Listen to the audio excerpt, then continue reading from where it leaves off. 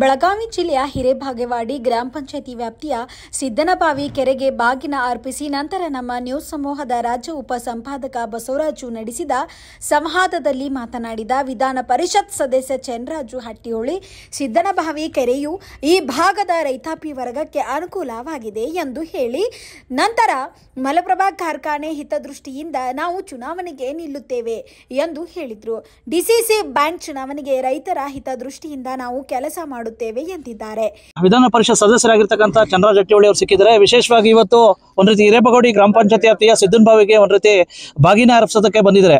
ವಿಶೇಷವಾಗಿ ಸಾಕಷ್ಟು ತುಂಬಾ ಮರೀಚಿಕೆಯಾಗಿತ್ತು, ರೈತಾಪಿ ವರ್ಗಕ್ಕೆ ಬಹು ಬೇಡಿಕೆಯಾಗಿತ್ತು ಈ ಕೆರೆ ನೀರು ತುಂಬಿಸಿ ಮತ್ತೆ ಬೇಸಿಗೆ ಕಾಲದಲ್ಲಿ ನೀರು ಹರಿಸ್ತಕ್ಕಂಥದ್ದು. ಈ ಬಗ್ಗೆ ಸ್ವತಃ ಮಾನ್ಯ ವಿಧಾನ ಪರಿಷತ್ ಸದಸ್ಯರು ಏನ್ ಹೇಳ್ತಾರೆ? ಸರ್ ನಮಸ್ತೆ. ಹೇಳಿ ಸರ್. ನಮಸ್ಕಾರ. ಇದು ಈ ಭಾಗದ ರೈತರ ಒಂದು ಬಹುದಿನದ ಬೇಡಿಕೆ. 2018ಕ್ಕಿಂತ ಮುಂಚೆನೆ ಈ ಭಾಗದ ನೆಚ್ಚಿನ ಜನಪ್ರಿಯ ಶಾಸಕರಂತ ಲಕ್ಷ್ಮೀತಾಯಿ ಹೆಬ್ಬಾಳ್ಕರ್ ಅವರು ಮಲಪ್ರಭಾ ನದಿಯಿಂದ ಸಿದ್ದನಬಾವಿ ಕೆರೆಗೆ ನಾವು ನೀರು ತಂದು ಈ ಕೆರೆ ತುಂಬಿಸ್ತೀವಂತ ವಾಗ್ದಾನ ಮಾಡಿದ್ರು. ಇದು ಪ್ರತಿ ವರ್ಷ 2018ಕ್ಕಿಂತ ಮುಂಚೆ ಈ ಕೆರೆ ತುಂಬತಾನೆ ಇರಲಿಲ್ಲ. ಆದ್ರೆ ಆ ದೇವರ ಆಶೀರ್ವಾದ ಅನ್ನೋದು ಈ ಕ್ಷೇತ್ರದ ಜನರ ಒಂದು ಬೇಡ್ಕೊಂಡಿದ್ದಕ್ಕೆ ದೇವ್ರು ಹೂ ಅಂದಾರು. 2018ಕ್ಕೆ ಏನು ಲಕ್ಷ್ಮೀ ಹೆಬ್ಬಾಳ್ಕರ್ ಅವ್ರು MLA ಆದ್ರೆ ಈ ಕ್ಷೇತ್ರಕ್ಕೆ, ಅವತ್ತಿನಿಂದ ಇವತ್ತಿನವರೆಗೆ ಪ್ರತಿ ವರ್ಷ ಕೆರೆ ತುಂಬೈತಿ ಸಿದ್ದನಬಾವಿ ಕೆರೆ. ಅದಕ್ಕಿಂತ ಮೊದಲು ಈ ಕೆರೆ ತುಂಬತಿರ್ಲಿಲ್ಲ. ಮತ್ತೆ ಮೇಲಾಗಿ ಏನ್ ಮಾಡಿದಾರೆ ಈಗ ಸಚಿವರು, ನಮ್ಮ ಮಲಪ್ರಭಾ ನದಿಯಿಂದ ಗೆಜಪತಿ, ಮುತ್ನಾಳು, ಬೆಂಡಿಗೇರಿ, ಸಿದ್ದನಬಾವಿ 4 ಕೆರೆಗೆ ಕೆರೆ ತುಂಬಿಸೋ ಯೋಜನೆ ಈಗಾಗಲೇ ಕೆಲಸ ಮುಗ್ದತಿ. ಪ್ರತಿ ವರ್ಷ ನಾವು ಅದನ್ನ ಚಾಲೂನು ಮಾಡ್ತೀವಿ. ಈ ಬಾರಿನೂ ನಾವು ಮಲಪ್ರಭಾ ನದಿಯಿಂದ ನೀರು ಒಗಸುವಂತ ಕೆಲಸ ಮಾಡಿದ್ವಿ. ಮಳೆನೂ ಚೆನ್ನಾಗಿದೆ, ಮಲಪ್ರಭಾ ನದಿ ನೀರನ್ನು ಬಂದು ಈ ಸರಿನೂ ಸಿದ್ದನಬಾವಿ ಕೆರೆ ತುಂಬೈತಿ. ಅದಕ್ಕಾಗಿ ಎಲ್ಲ ಗುರು ಹಿರಿಯರ ಮತ್ತು ಎಲ್ಲ ಪೂಜ್ಯರ ಸಮ್ಮುಖದಲ್ಲಿ ಇವತ್ತು ನಾವು ಬಾಗಿನ ಅರ್ಪಣೆ ಮಾಡುವಂತ ಕಾರ್ಯಕ್ರಮ ಮಾಡಿದ್ದೇವೆ. ಈ ಭಾಗದ ಸಾಕಷ್ಟು ಹಳ್ಳಿಗಳ ರೈತರ ಒಂದು ಜೀವನಾಡಿ ಇದು ಸಿದ್ದನಬಾವಿ ಕೆರೆ ಅಂದ್ರೆ. ಯಾಕಪ್ಪ ಅಂತಂದ್ರೆ ಸಿದ್ದನಬಾವಿ ಕೆರೆ ತುಂಬಿದಾಗ ಅಂತರ್ಜಲ ಹೆಚ್ಚಿಗೆಯಾಗಿ ರೈತರ ಬೋರ್ವೆಲ್ಗಳು ಬಿಸಿಲಾಗ ನೀರು ಕೊಡ್ತಾವ. ಈ ಭಾಗದಾಗ ಜನರಲಿ ಕಬ್ಬು ಬೆಳೆಗಾರರು ಜಾಸ್ತಿ. ಆ ಕಬ್ಬು ಬೆಳೆಗಾರರು ಇರೋದ್ರಿಂದ ಬೇಸಿಗೆ ಕಾಲದಾಗ ಅಂತರ್ಜಲ ಹೆಚ್ಚಿಗೆಯಾಗಿ ನೀರು ಬರೋದ್ರಿಂದ ರೈತರಿಗೆ ಅನುಕೂಲ ಆಗೈತಿ. ಮತ್ತು ಇವತ್ತೆಲ್ಲ ಗುರು ಹಿರಿಯರು ಈ ಒಂದು ಕೆಲಸ ಮಾಡಿದ್ದಕ್ಕೆ ಲಕ್ಷ್ಮೀ ಹೆಬ್ಬಾಳ್ಕರ್ ಅವರಿಗೆ ಧನ್ಯವಾದ ಕೂಡ ಸ್ವಲ್ಪ ಇವತ್ತು ಹೇಳಿದ್ದಾರೆ ಎಲ್ಲರೂ ನಮ್ಮ ಮುಖಾಂತರ. ಸರ್, ಈಗ ವಿಶೇಷವಾಗಿ ಕೆರೆಗೇನೋ ನೀರು ತುಂಬಿಸ್ತಕ್ಕಂಥ ಕೆಲಸ ಮಾಡಿದ್ರಿ ಸರ್, ಓಕೆ.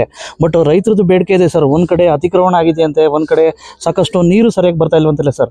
ಅದನ್ನು ಮುಂಬರ್ತಕ್ಕಂಥ ದಿನಗಳಲ್ಲಿ ಸಂಬಂಧಪಟ್ಟ ಇಲಾಖೆ ಅಧಿಕಾರಿಗಳು ಸೂಚನೆ ಮಾಡ್ತೀರಾ? ಇವತ್ತು ರೈತರು ಏನ್ ಹೇಳ್ತಾರು, ಇಲ್ಲೇ ಸುಮಾರು 50 ಎಕರೆ ಕೆರೆ ಭೂಮಿ ಐತೆ ಅಂತ ಹೇಳಿದ್ರು. ನಾವೇನ್ ಮಾಡ್ತೇವೆ, ಈಗ ಗ್ರಾಮ ಪಂಚಾಯತಿ ಕಡೆಯಿಂದ ಒಂದು ಸರ್ವೆ ಡಿಪಾರ್ಟ್ಮೆಂಟ್ಗೆ ಲೆಟರ್ ಬರೆಸ್ತೇವೆ. ನಾವು ಮುಂದೆ ನಿಂತು ಗ್ರಾಮ ಪಂಚಾಯತ್ ಕಡೆಯಿಂದ ಸರ್ವೆ ಡಿಪಾರ್ಟ್ಮೆಂಟ್ಗೆ ಲೆಟರ್ ಬರೆಸಿ, ಸರ್ವೆ ಡಿಪಾರ್ಟ್ಮೆಂಟ್ದವ್ರು ಬಂದು ಈ ಆಸ್ತಿಯನ್ನ ಅವ್ರು ಮೋಜಣಿ ಮಾಡಲಿ, ಸರ್ವೆ ಮಾಡಲಿ. 50 ಎಕರೆ ಅಂತ ರೈತರು ಹಿರಿಯರೆಲ್ಲ ಹೇಳ್ತಾರೆ. ಮೊದಲಿನ ಕಾಲದಿಂದ ಇದೊಂದು ಸುಮಾರು 50 ಎಕರೆ ಕೆರೆ ಐತಂತ ಮೋಜಣಿ ಮಾಡಲಿ. ಎಷ್ಟು ಎಕರೆ ಅತಿಕ್ರಮಣ ಆಗೈತೆ ಅದನ್ನೆಲ್ಲ ಚೆಕ್ ಮಾಡಿಕೊಂಡು ಗುರು ಹಿರಿಯರ ಸಮ್ಮುಖದಲ್ಲಿ ಎಷ್ಟು ನಾವು ವಾಪಸ್ ನಾವು ಸರ್ವೆ ಮಾಡ್ಕೊಂಡು ಅದನ್ನ ವಾಪಸ್ ನಾವು ಹೆಂಗೆ ನಮ್ಮ ಕೆರೆ ಆಸ್ತಿಯಾಗಿ ಅದನ್ನ ಮಾರ್ಪಾಡು ಮಾಡ್ಲಿಕ್ಕಾಗತ್ತೆ, ಮಾರ್ಪಾಡು ಮಾಡೋಣ. ಮತ್ತೆ ಎಲ್ಲರೂ ಒಂದು ಸಹಕಾರ ಮಾಡ್ಬೇಕಾಗತ್ತೆ. ಯಾಕಪ್ಪ ಅಂತಂದ್ರೆ ಈಗೆಲ್ಲ ನೀವು ನೋಡ್ಬೋದು, ಇಲ್ಲಿ ಎಲ್ಲ ರೈತರು ಕಬ್ಬು ಬೆಳೆದಾರ. ಅವರೆಲ್ಲರೂ ಅಕಸ್ಮಾತ್ ಒಂದು ಸ್ವಲ್ಪ ಏರಿ ಬಂದಿದ್ರಂದ್ರೆ ಅವರು ಸ್ವಲ್ಪ ಸಹಕಾರ ಮಾಡ್ಬೇಕಾಗತ್ತೆ. ಅದನ್ನೆಲ್ಲ ಮಾಡ್ಕೊಂಡು ಎಷ್ಟಾಗತ್ತೆ ಅಷ್ಟು ಕೆರೆ ಉಳಿಸೋ ಜವಾಬ್ದಾರಿ ನಮ್ಮ ಮೇಲೂ ಇದೆ, ಆ ಜವಾಬ್ದಾರಿ ಗುರು ಹಿರಿಯರ ಮೇಲೂ ಇದೆ. ಈಗ ಮಲಪ್ರಭಾ ಕುಸ್ತಿ ಬೇರೆ ರೆಡಿ ಆಗಿದೆ ಸರ್. ವಿಶೇಷವಾಗಿ ತಾವು ನಿನ್ನೆ ತಾನೇ ಒಂದ್ ರೀತಿ ತಾವು ತಮ್ಮ ಸಹೋದರಿ ಮಾಡಿರ್ತಿರ್ತಕ್ಕಂಥದ್ದು. ಇಲ್ಲ ಒಂದ್ ಕಡೆ ರೈತಾಪಿ ವರ್ಗದ ಬೇಡಿಕೆ ಇದೆ ಸರ್, ತಾವು ಬರಬೇಕು, ನೇತೃತ್ವ ವಹಿಸಬೇಕು ಅಂತ ಹೇಳ್ಬಿಟ್ಟು. ನಮ್ಮ ಯಾವ ರೀತಿ ನಮಗೇನ್ ಅನ್ಸತ್ತಿತ್ತು, ಮೊದ್ಲಿನ 2 ಕ್ವಶನ್ ಕೇಳಿರಲ್ಲ ನೀವು, ಅವ್ನ ಹಂಗೆ ಕೇಳಿದ್ರಿ ನೀವು. ಇದನ್ನ ಯಾವಾಗ ಕೇಳ್ತಾರ ಅಂತ ನಾವು ನೋಡ್ರಿ. ಮಲಪ್ರಭಾ ಸಕ್ಕರೆ ಕಾರ್ಖಾನೆ, ಮಲಪ್ರಭಾ ಸಕ್ಕರೆ ಕಾರ್ಖಾನೆ ಏನೈತಿ, ಇದು ಬಹಳ ಇತಿಹಾಸ ಉಳ್ಳಂತ ಕಾರ್ಖಾನೆ ಅದು. ನಾವು 1990ರಾಗ ನಂತರ 90ನೇ ದಶಕದಾಗ ನಾವು 84ರಾಗ ಹುಟ್ಟಿದೆವು. ಅವಾಗ ರೈತರೆಲ್ಲರೂ ಕೂಡ್ಕೊಂಡು ಕಟ್ಟಿದಂತ ಒಂದು ಫ್ಯಾಕ್ಟ್ರಿ. ಅದಕ್ಕೆ ಸಾಕಷ್ಟು ಜನರ ಕೊಡುಗೆ ಐತಿ. ನಮ್ಮ ಮನೆಯವ್ರದ್ದು ಕೊಡುಗೆ ಐತಿ, ನಮ್ಮ ಅಜ್ಜಾರನ್ನ ಹಿಡ್ಕೊಂಡು ನಮ್ಮ ದೊಡ್ಡಪ್ಪನ ಹಿಡ್ಕೊಂಡು ಅವ್ರದ್ದು ಕೊಡುಗೆ ಐತಿ. ಆ ಕಟ್ಟಿದಂತ ಒಂದು ಸಹಕಾರಿ ಸಂಸ್ಥೆ ಅದು. ಸಹಕಾರಿ ಸಂಸ್ಥೆ ಅಂದ ತಕ್ಷಣ ಅದು ರೈತರಿಗೆ ಅತ್ಯಂತ ನಿಕಟವಾದಂಥ ಸಂಸ್ಥೆ. ಯಾಕಪ್ಪ ಅಂತಂದ್ರೆ ಅಲ್ಲಿ 17,000 ಶೇರ್ ಹೋಲ್ಡರ್ ಅದಾರ. ಶೇರ್ ಹೋಲ್ಡರ್ ಎಲ್ಲರೂ ರೈತರನ್ನ, ಎಲ್ಲರೂ ಅವಾಗ ಪಟ್ಟಿ ಕುಡಿಸಿ ಕಟ್ಟಿದಂಥ ಫ್ಯಾಕ್ಟ್ರಿ ಅದು. ಇವಾಗ ದುರಾದೃಷ್ಟಕರ ಅದು ಒಂದು ಸ್ವಲ್ಪ ಅವನತಿ ಅಂಚಿನಲ್ಲಿದೆ. ಸದ್ಯಕ್ಕಲ್ಲೇ ಫ್ಯಾಕ್ಟ್ರಿ ಒಳಗೆ ಏನಪ್ಪ ಅಂತಂದ್ರೆ ಒಂದು ಅವನತಿ ಅಂಚಿಗೆ ಐತಿ. ಹಾಗಾಗಿ ಎಲ್ಲ ರೈತರು ಏನು 17,000 ರೈತರು ಬರ್ತಾರೋ, ಸುಮಾರು ಖಾನಾಪುರ, ಬೈಲಹೊಂಗಲ್ಲು, ನಮ್ಮ ಬೆಳಗಾವಿ ತಾಲೂಕು, ಕಿತ್ತೂರು ತಾಲೂಕು, ಹಂಗೆ ಧಾರವಾಡ, ಹಳಿಯಾಳು ಸಾಕಷ್ಟು ಜನ ಗಾಡಿ ಮಾಡಿಕೊಂಡು ಶ್ರೀಮತಿ ಲಕ್ಷ್ಮೀ ಹೆಬ್ಬಾಳ್ಕರ್ ಅವ್ರನ್ನ ಸಂಪರ್ಕ ಮಾಡಿದಾಗ ಹೇಗಾದರೂ ಮಾಡಿ ತಾವು ಈ ಸಹಕಾರಿ ಸಂಸ್ಥೆಯನ್ನು ಉಳಿಸ್ಬೇಕು ಅಂತ ಕೇಳಿಕೊಂಡಾಗ ಅವರು ಕೂಡ ಈಗಾಗಲೇ ನಾವು ಸರ್ವೆ ಮಾಡಾಕತ್ತೇವೆ. ಏನು ಸರ್ವೆ ಮಾಡಾಕತ್ತವಪ್ಪ ಅಂತಂದ್ರೆ ರೈತರನ್ನ ಕೇಳಾಕತ್ತೇವೆ, ನಾವು ಪ್ಯಾನೆಲ್ ಮಾಡಿದ್ರೆ ಚಲೋ ಆಕತನ, ನಾವು ಪ್ಯಾನೆಲ್ ಮಾಡಿ ಈ ಸಂಸ್ಥೆಯನ್ನು ಉಳಿಸಿದ್ರೆ ಚಲೋ ಆಕತನ ಅಂತ ಅಂತಲೇ ಎಲ್ಲರದು ಒಂದು ಒಳ್ಳೆ ಒಪಿನಿಯನ್ ಬಂದತಿ.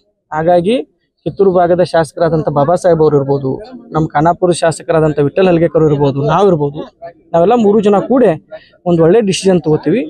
ಬೈ ಫ್ರೈಡೇ ನಾವೇನು ಡಿಸಿಷನ್ ತೊಗೊಂಡಿದ್ದೇವೆ ಎಲ್ಲರೂ ಅನೌನ್ಸ್ ಮಾಡ್ತೇವೆ. ಅಲ್ಲ ಸರ್, ಈಗ ನೆನ್ನೆ ತಾನೇ ಅರ್ಜಿ ತಗೊಂಡಿರೋ ತಾವು ಮತ್ತೆ ತಮ್ಮ ಸಹೋದರಿ ವಿಶೇಷವಾಗಿ ಏನು ಸರ್, ಏನು ರೈತರುಗಳೆಲ್ಲ ಏನು ಹೇಳಿಕ್ ಬಯಸ್ತೀರಾ ಸರ್? ವಿಶೇಷವಾಗಿ ತಾವು ನೇತೃತ್ವ ವಹಿಸ್ಬೇಕು ಅಂತ ಒಂದ್ ಕಡೆ ಇದೆ, ಎಲ್ಲ ರೈತರುಗಳಿಗೆ ನೀವು ಬಂದ್ರೆ ಏನು ಇದು ಮಾಡ್ಬೋದು ಅಂತ.